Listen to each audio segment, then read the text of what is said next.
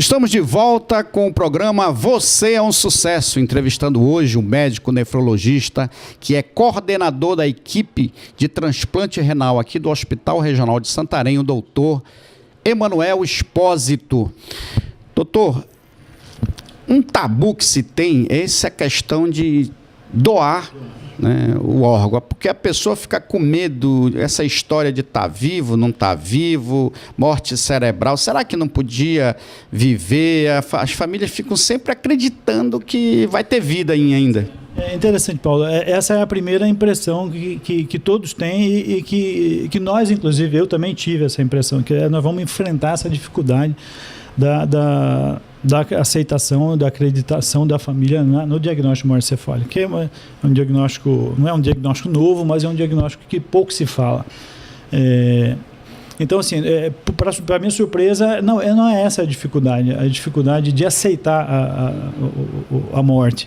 Que, assim, só para o telespectador entender, tem duas maneiras da gente morrer. Então, a gente morre ou se o coração parar, isso é chamado de morte circulatória, ou se o cérebro parar, a gente também morre.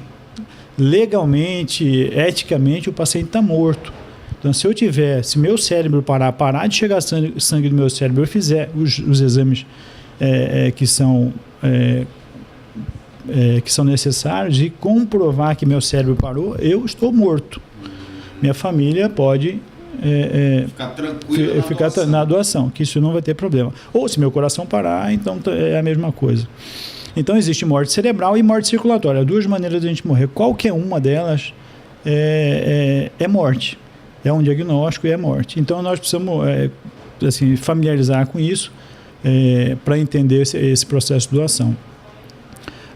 A morte cerebral é uma morte que é irreversível. É diferente, por exemplo, a gente falar de morte cerebral e coma. Existe coma que são reversíveis. A morte cerebral não existe na literatura médica atual nenhum caso de morte cerebral que se reverteu.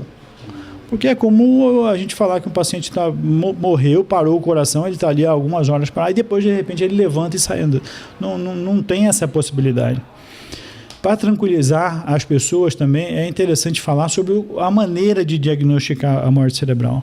A maneira nós precisamos, por exemplo, de 2 médicos diferentes em intervalo de tempo de no mínimo 6 horas. Então a gente faz o primeiro exame com um médico X. Depois de 6 horas, no mínimo, a gente vai repetir esse exame com o médico Y e de preferência neuroespecialista, e depois disso a gente ainda faz um teste gráfico para provar que não existe mais atividade cerebral.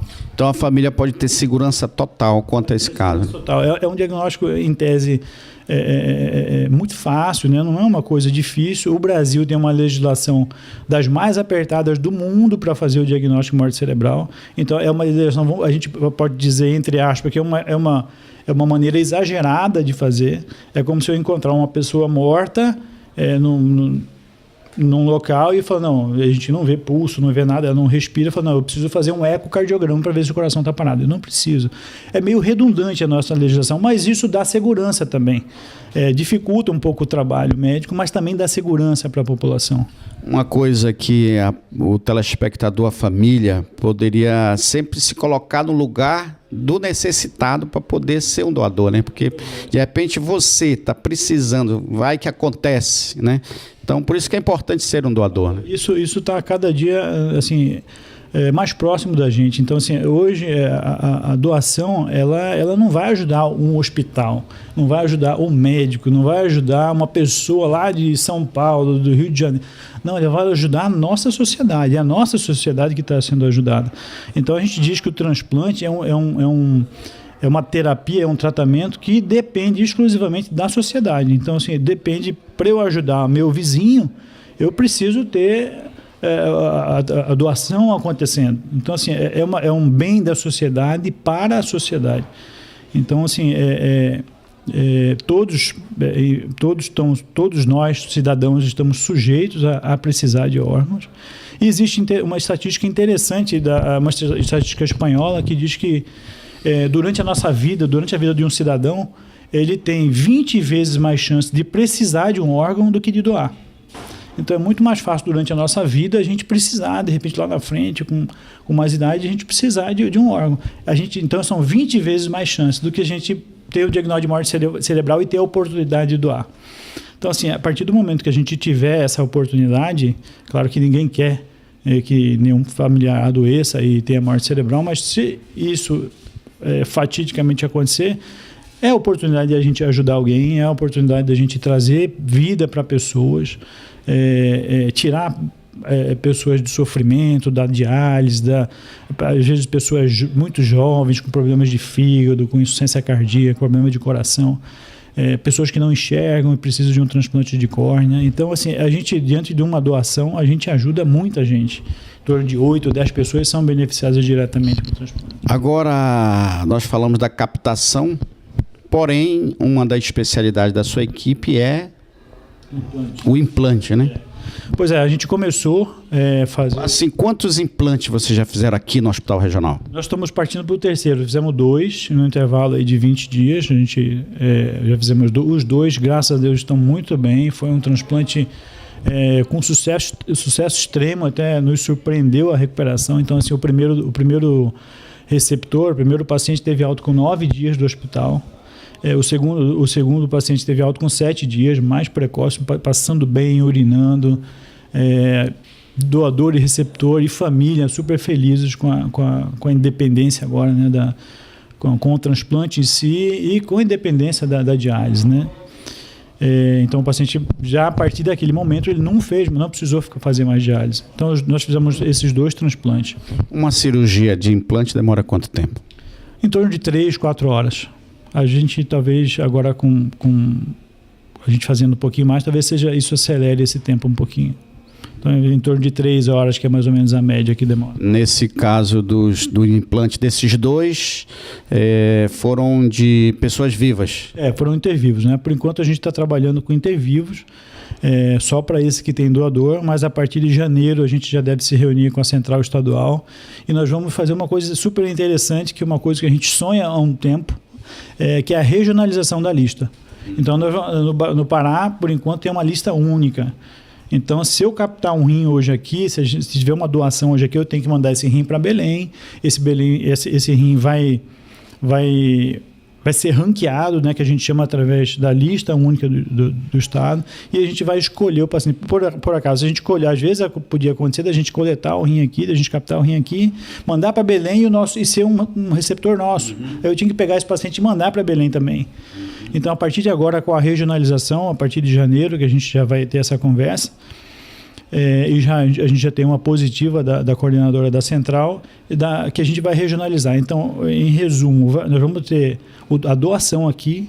Essa doação vai correr na nossa lista regional, a lista de Santarém, e a partir daí nós vamos chamar os receptores. Você, doutor, teve me falando no início da entrevista que existem cidades como Cuiabá que ainda não alcançaram o estágio que o Hospital Regional está com transplante, né? Verdade.